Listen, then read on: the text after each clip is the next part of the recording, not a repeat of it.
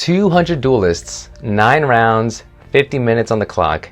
This is a story of how I got cooked at my first Yu-Gi-Oh! Regionals with 6 losses, a disqualification, a double loss on time, and why you should still go to regionals.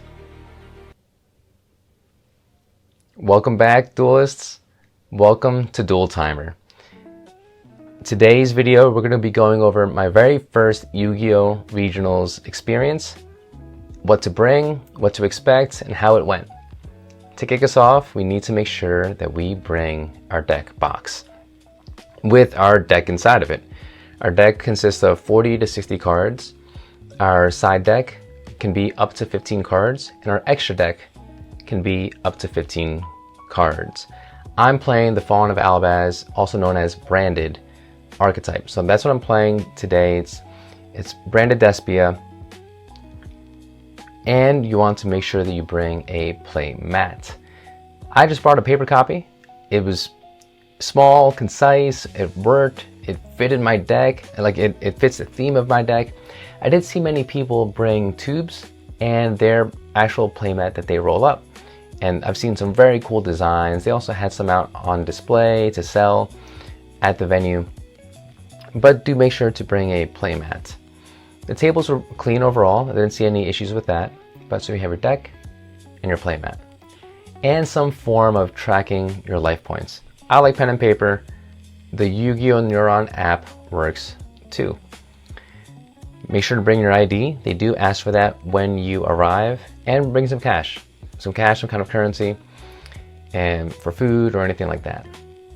Now, I did bring some Lucky Charms. I got my 2 Lucky Charms here. Both were gifts. And one of these is actually part of how I got disqualified. So more to come on that. Aside from my Lucky Charms, I brought my deck list. You can and you should sign your deck list up prior to getting to the event. I just printed out my hard copy in case there were any issues with the system. I had it ready to go to save on time. Now we have sleeves. Bring some sleeves in case you end up buying some more cards, buying a structured deck, trading, or let's say your sleeves even get worn out during the duel. Bring those too. I also brought a toothpaste, toothbrush, and deodorant ready for a long day. That's what we have in our bag. That's what we have in our fantastic Karibo, and we're now starting the early day to go to Columbus. Buckle up, Karibo. We're heading out. Making our way again, early day. We're finally almost at Columbus. Clear sky, very nice city. And we finally make it to the Columbus Convention Center. This place is huge. I could have swore I walked about 2 miles to get to the sign that was welcoming us to the Yu-Gi-Oh! Tournament. There we had 2 main vendors selling cards, selling sleeves, deck boxes, structure decks, play mats, and here's the venue. The venue had about 200 duelists participating, and they gave us 5 packs of the latest set. In this case was Burst Protocol. Now 9 rounds total. I played for 6 rounds, lost all 6 of my matches. After round 2, we did have a half-hour break for lunch, and so I actually, before going to the event, went to a grocery store and I bought some lunch. Now, I do want to talk on these 2 tokens. So the one on the left here, the Fauna Albaz, I used it as my field center. And if you use any card on the field, now it's in play, or in your deck box, that's considered now having an illegal deck that you were not registered with. So we lost that duel, and the following match, we lost on time. You do have 50 minutes to get through all 3 of your rounds. That's about 15 minutes per duel. So we had a disqualification, we had a double loss on time, but we still had an absolute blast. After our 6 rounds, we got to explore the city just a hair, just a little bit. And again, it was a beautiful, beautiful day. During our walk, we got to see some shops, we got to see some restaurants in the area that I might want to stop by next time. There's also a hotel very close by, and there's even an Arnold Schwarzenegger statue that we get to see pretty soon. And it's kind of funny because that's, Arnold Schwarzenegger, champion, and we just left the tournament. And so working our way up to get a little better, getting a little better every time. There he is. There he is. So this is the city of Columbus. Small, quaint, clean, quiet. We did make our way to a game shop on our way to our car to buy a few packs. Now, again, they gave us 5 packs at the tournament. We also bought 2 extra packs on other given days. And so here we are going to be sleeving up all of our cards. There's 9 cards per pack of Burst Protocol. And the main chases there are going to be your new Fawn of Albaz support. Well, at least that's my chase that I'm going after. It's Albaz Fawn of White Dragon and Ecclesia the Dark Dragon. Synchro Monster, and then they're both new branded support. So we ended up pulling all these cards. Did not pull those 2 cards, but again, back to the actual tournament. So things to make sure you bring. Make sure that before you go, you have a deck box, your deck with your 40 to 60 card deck, up to 15 cards in your side deck, up to 15 cards in your extra deck, which are synchros, XZs. Well, you can have links in advanced format. Just your extra deck. If you play a deck with dice, consider bringing dice. Many folks like just deciding who the turn player is based on high roll. So you roll the dice and whoever gets the higher number starts the duel. If we don't have dice, I just offer rock, paper, scissors, and it's a pretty fun way to have a game within a game. So if you're playing a dice deck, make sure to bring dice.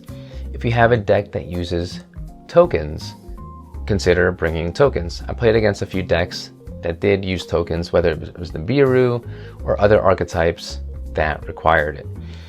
And a field center is a good way to know where the placement of all of the cards are on the field.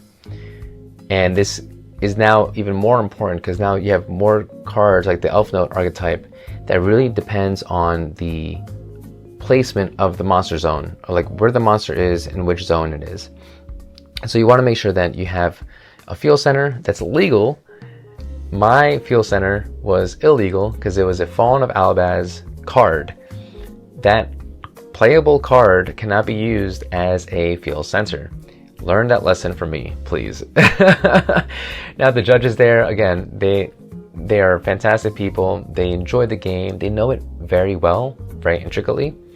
So the colons, the semicolons, the can, the will, the must, all the little nuances of the whole game, the timings, the phases, the damage step, all the complications of the game. They can walk through that, and they're very understanding. Very just, hey, this is the infraction. This is why. This is what it is, and we use that as our field center. Because we were both playing branded. So it was a fun little mirror match. It felt like a theme duel. So I took it out and I used it as the field center for that duel.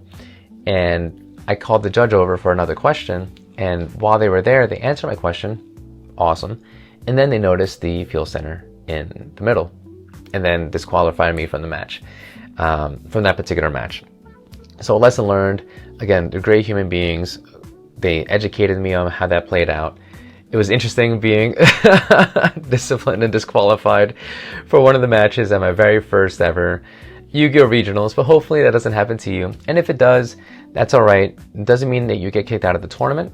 It just means you lose that match. So you can continue participating as the day goes on.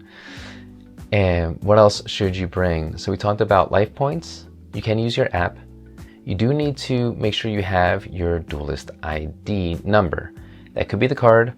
I know that there's more and more promotion about using the Neuron app to scan in, but just have that with you. Again, if you just register online before you go, it's going to save you a lot of time. The tournament itself, I think, was like $18, maybe $20, maybe $25. I don't think it was more than that to actually participate. And that's where you also get your 5 booster packs. In this one, we pulled Sheena Twin Tempests of Celestial Thunder. That was a big pull that we had from this pack opening set of our 5+2 packs, or 7 packs. That was a big pull that we had. The effect seems pretty interesting, seems very useful. I'm just curious to know what archetype it plays with and how that deck plays out. But y'all, the tournament itself is an absolute blast. This past year was my first time really going consistently to Yu-Gi-Oh! Locals.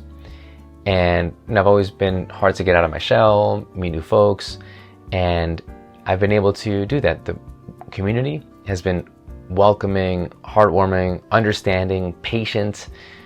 They've been educating me on how the game plays out. And it's just been a really good time going week in, week out to locals. And that all helped me prepare for regionals, which was this time around. Again, y'all, if you have not gone to regionals, I would recommend you go. I wasn't planning to meet anybody there, but many people from my locals did show up. I think there were 12 or 18 people that I actually knew from locals. I didn't know I knew that many people, but I did. And we had a really good time. We got to talk before the tournament, during the tournament, between rounds, on lunch break. And we had a few duels before the tournament started. And it was just a really special time, spending time with good folks, good people, around a hobby that we all enjoy, that's harmless, wholesome. It's just strategy based, and you get to see all these different styles and different people. So y'all, that is our wrap up for Yu-Gi-Oh! Regionals. Again, I would recommend you go. And if you enjoy this video, enjoy this content, please give it a like. I would like to welcome you to Dual Timer. I'll see you in the next video.